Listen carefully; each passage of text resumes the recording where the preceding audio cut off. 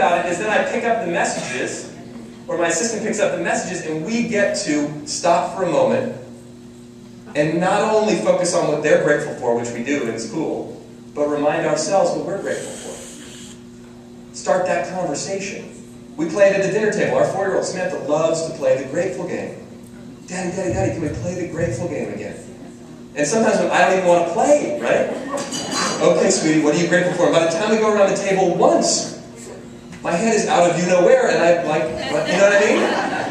But we need those little simple reminders in life. It's not that we don't know this, but we just need to remind ourselves.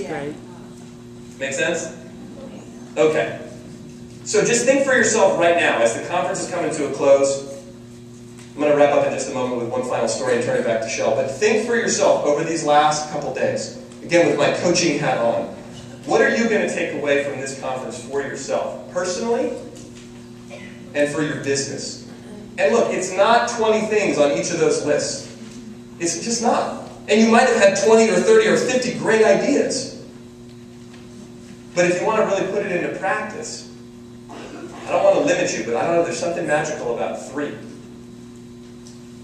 Pick the 3 top. You can do more, but the 3 top ones. And then look at them, and then what specifically are you going to do? By when are you going to do it?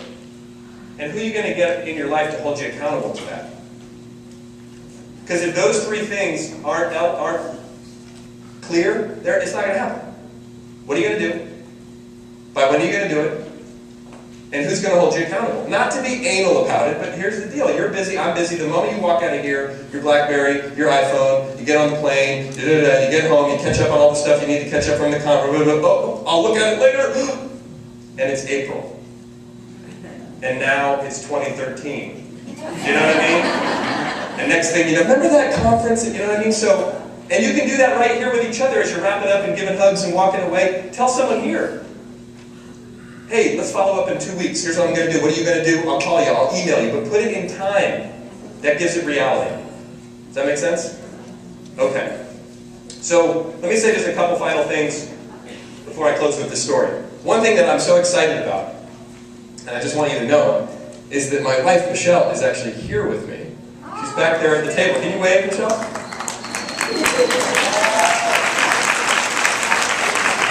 And this was like a really big deal for us because, you know, we don't hardly ever get to go away. And this is the first trip that Michelle and I got to take together with both girls at home, so it's been a really big deal.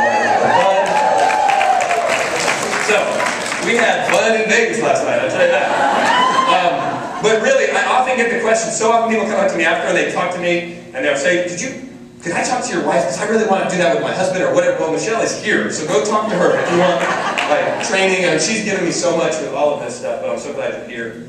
And at the table there are some copies of both of my books. And I know a bunch of you already bought them and I signed them. There's also a CD back there. It's called The Power of Appreciation. When you get both books, you actually get the CD for free. And the books are all each just $20. You can pay with a credit card or whatever form you want to pay with. But I'm happy to sign them. And there's also, I have a free email newsletter that goes out every week. You know, I write for Oprah.com and Huffington Post and all that, but the article that usually gets published there goes out to my newsletter first.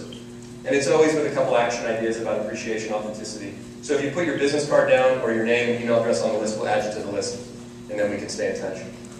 And if you want to talk to me about an event that you're involved with or an organization to come speak, I'd love to chat with you about that. I know most of you have to rush off to catch your flights after Shell wraps things up. But let me close with this final story that kind of brings everything I've been talking about together. And this story has to do with appreciation specifically. How many of you have ever seen those Chicken Soup for the Soul books? Right? Most of you have. They got chicken soup for every soul you could imagine, right?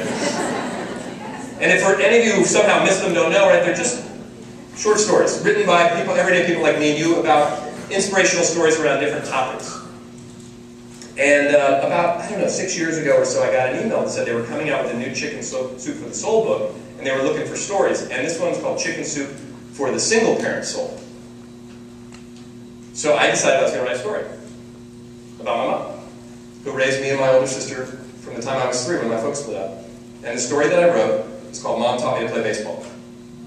Because she did. My mom was a PE teacher, because my dad wasn't around all that much, my mom was the one that taught me how to throw a catch. She went to all my t-ball games, all my Little League games, all my youth league games, all my high school games, many of my games in college, and even when I was playing professional, my mom would fly out to come and see me. And so I wrote a story all about that and really acknowledging her. And I didn't tell her because I was kind of nervous. I didn't actually think it was going to get published in the book. I sent it in, and I get an email back about 4 months later. They say, "Congratulations, your story's going to be in the book." And I'm so excited. It was before my books had been published, so it was like a big deal. I'm going to get published. Of course, Michelle knew, and I was like running to the phone to go call my mom, and Michelle says, "Don't call her." I said, "What do you mean, don't call her?" She said, "What if you wait till the book comes out? You could surprise her."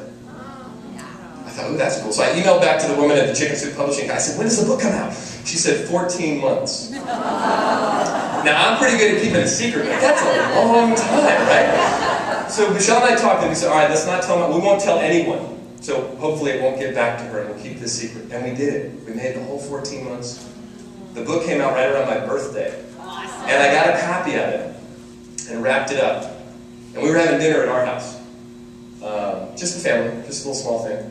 And after dinner, we sat down in the living room. The family had a few little presents for me. And I turned to my mom and I said, "Hey, Mom, listen, before I open my presents, I actually have a present for you." And I handed it to her. And she looks, "Oh, honey, sweet, that's really sweet. But you know, it's your birthday. I'll look at it later." "Listen, Mom, I know it's my birthday, but do me a favor. Just open it up, would you?"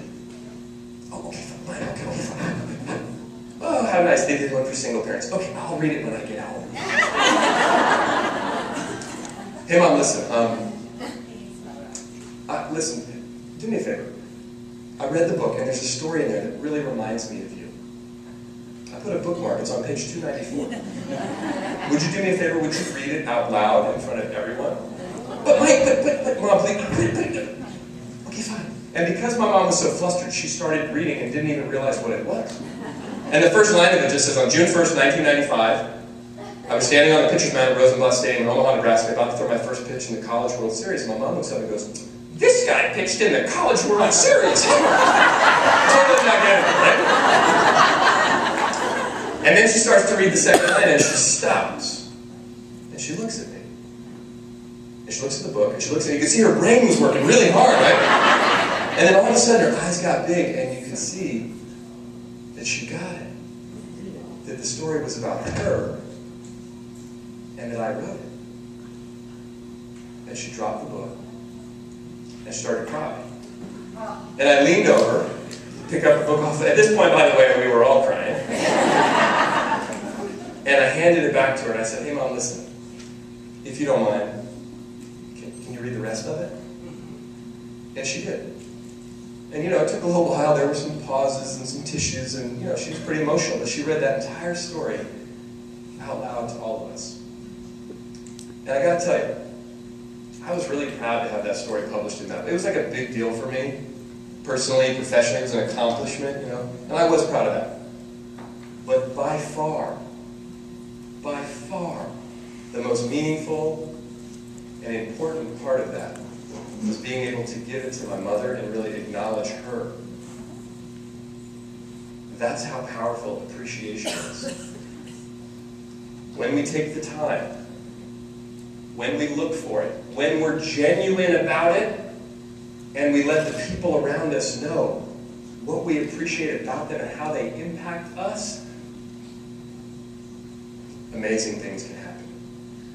That's the power of appreciation and authenticity. Thank you all very much.